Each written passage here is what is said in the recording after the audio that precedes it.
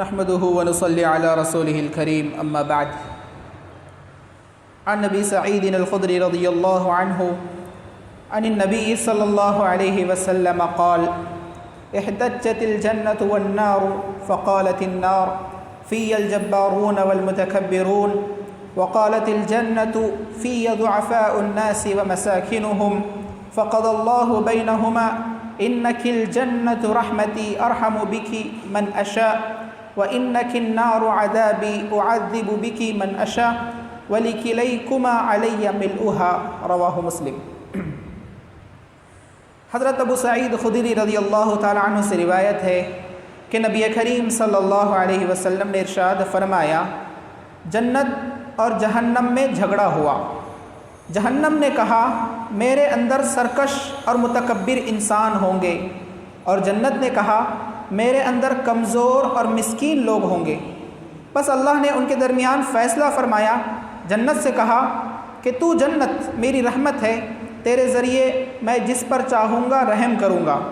اور دوزخ سے کہا: تو جہنم میرا عذاب ہے، میں تیرے ذریعے سے جس کو چاہوں گا عذاب دوں گا. تم دونوں کا بھرنا میری ذمہ داری ہے. اس حدیث کو امام مسلم رحمہ اللہ نے روایت کیا ہے. صحیح مسلم کی یہ روایت ہے. راوی حدیث ابو سعید خدری رضی اللہ تعالی عنہ ہے. وہ فرماتے ہیں کہ نبی کریم صلی اللہ علیہ وسلم نے ارشاد فرمایا کہ جنت اور جہنم کا جھگڑا ہوا. دونوں نے آپس میں بحث و مباحثہ کیا، ان دونوں کے درمیان تکرار ہوئی. تو جہنم نے کہا کہ میرے اندر سرکش لوگ ہوں گے، تکبر کرنے والے، گھمنڈ کرنے والے لوگ ہوں گے. جبکہ جنت نے کہا کہ میرے اندر مسکین لوگ ہوں گے، کمزور لوگ ہوں گے، فقیر لوگ ہوں گے. تب اللہ تبارک و تعالیٰ نے کہا، جنت سے مخاطب ہو کر اللہ تعالیٰ نے کہا کہ تو میری رحمت ہے، تیرے ذریعے جس پر میں چاہوں گا رحم کروں گا. اور جہنم سے مخاطب ہو کر اللہ تبارک و تعالیٰ نے کہا کہ جہنم تو میرا عذاب ہے، میں تیرے ذریعے جسے چاہوں گا عذاب دوں گا، اور تم دونوں کو بھرنا میری ذمہ داری ہے، یعنی تم دونوں کو میں بھر کر رہوں گا. اس حدیث میں جو کمزور اور ضعفاء اور مساکین بیان کیے گئے ہیں کہ جنت نے کہا میرے اندر کمزور لوگ اور مسکین لوگ آئیں گے، تو کمزور لوگ اور مسکین سے مراد اہل ایمان ہے، اہل تقوی ہے، جو صاحب ایمان ہیں، اللہ کا ڈر رکھنے والے ہیں، جو صبر و قناعت سے زندگی گزارنے والے ہیں، لیکن دنیا کمانے کے لیے مکر و فریب سے کام نہیں لینے والے ہیں. یعنی دنیا کی لالچ میں پیسہ کمانے کے لیے، دنیا کمانے کے لیے دھوکہ نہیں دیتے، مکر و فریب نہیں کرتے، بلکہ اللہ نے انہیں جتنا دیا ہے اتنے میں خوش ہے، اتنے پر قناعت اختیار کیے ہوئے ہے. تو یہی لوگ مساکین ہے، ضعفاء ہے. تو ایسے ہی لوگ جو کہ اہل ایمان ہے، اہل تقوی ہے، ان کے پاس اللہ کا ایمان بھی ہے، ڈر بھی ہے، اور وہ لوگ حرص اور لالچ اور دنیا کمانے کے لیے مکر و فریب نہیں کرتے، حرام کمائی کو اختیار نہیں کرتے، بلکہ جتنا اللہ نے دیا ہے اس پر خوش ہوتے ہیں، راضی ہوتے ہیں. اگرچہ کہ بڑا بنگلہ نہ ہو لیکن چھوٹے سے گھر پر وہ خوش ہو جاتے ہیں. اگرچہ کہ ان کے پاس روپیہ اور مال و دولت کثیر تعداد میں موجود نہ ہو لیکن تھوڑے سے پیسے پر وہ راضی ہو جاتے ہیں، خوش ہو جاتے ہیں. اگرچہ کہ ان کے پاس قسم قسم کے کھانے موجود نہ ہو لیکن جتنا اللہ نے ان کے لیے کھانے کے لیے، پہننے کے لیے دیا ہے اتنے پر وہ راضی ہو جاتے ہیں اور اسی پر اپنی زندگی گزارتے ہیں، اللہ کا شکر ادا کرتے ہیں، نافرمانی نہیں کرتے ہیں. تو یہی لوگ اہل ایمان، اہل تقوی ہے، اور انہی لوگوں سے اللہ تبارک و تعالی جنت کو بھرنے والا ہے. اور اس حدیث سے یہ بات معلوم ہوئی کہ جو لوگ کمزور سمجھے جاتے ہیں یا جو لوگ مسکین ہوتے ہیں، اگر وہ اہل ایمان اور تقوی ہوں گے تو وہ جنت کے مستحق ہے. بالمقابل جو لوگ جبار ہے، جابر قسم کے لوگ ہیں، ظالم قسم کے لوگ ہیں، سرکش قسم کے لوگ ہیں، تکبر کرنے والے لوگ ہیں، ان کا ٹھکانہ اللہ تبارک و تعالیٰ نے جہنم رکھا ہے. اور کبر، تکبر کرنا کیا ہے؟ تو اس کی صراحت نبی کریم صلی اللہ علیہ وسلم نے خود کر دی ہے کہ پیارے نبی صلی اللہ علیہ وسلم نے ارشاد فرمایا: الکبر بطر الحق وغمط الناس.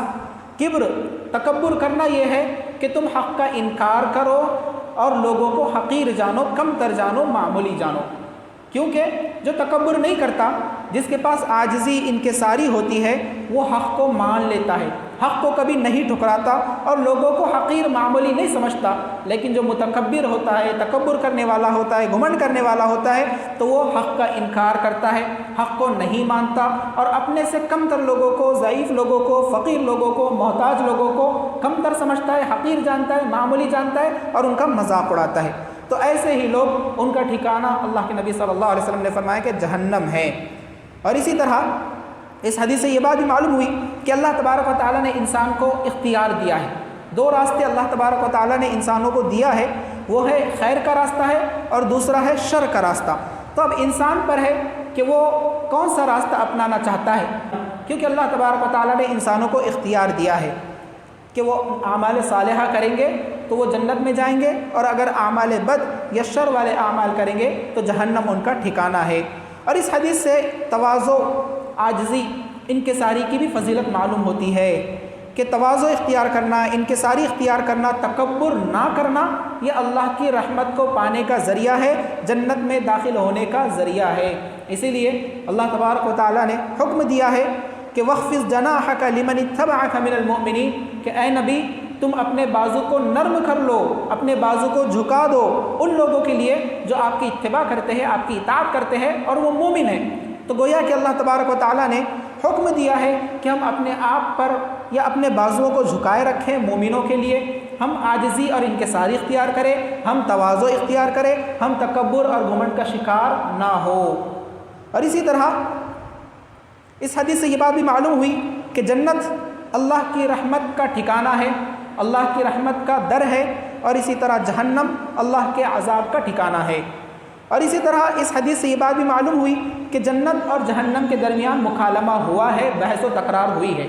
اور جنت اور جہنم کا ایک دوسرے سے بحث کرنا، ایک دوسرے سے تکرار کرنا، ایک دوسرے سے مناظرہ کرنا، یہ کوئی ناممکن بات نہیں ہے.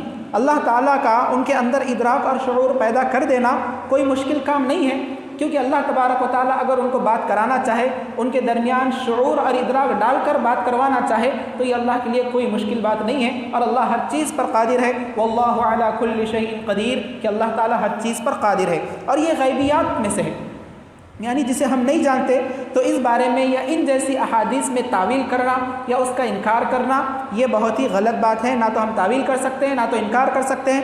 بس اس طرح کی حدیثوں کو ہم ظاہری پر، حقیقت پر محمول کریں کہ جنت اور جہنم میں مکالمہ ہوا ہے اور اللہ تعالیٰ نے ان کے اندر ادراک اور شعور پیدا کیا ہے، جس کی وجہ سے انہوں نے بات کی، بحث کی، تکرار کی، مناظرہ کیا، اور اللہ کے لیے کوئی بڑی بات نہیں ہے. جیسے قیامت کے بارے میں یا قیامت کے دن کے بارے میں آتا ہے کہ جب جہنمیوں کو جہنم میں ڈال دیا جائے گا تو اس وقت جہنم کہے گی، جہنم بات کرے گی اور کہے گی حل من مزید، کہ اللہ کوئی اور ہے جسے جہنم میں ڈالا جائے. تب اللہ کے نبی صلی اللہ علیہ وسلم فرماتے ہیں کہ آخر میں اللہ تبارک و تعالیٰ اپنا قدم، اپنا پیر جہنم میں رکھ دے گا اور پھر وہ کہے گی کہ قط کافی ہے، کافی ہے، بس.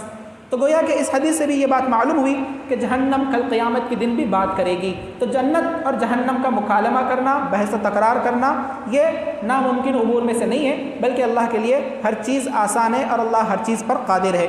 آخر میں اللہ سے دعا ہے اللہ تبارک و تعالی ہمیں حدیث کو سمجھنے، اس پر عمل کرنے کی توفیق عطا فرمائے. آمین. وآخر دعوانا ان الحمد للہ رب العالمین.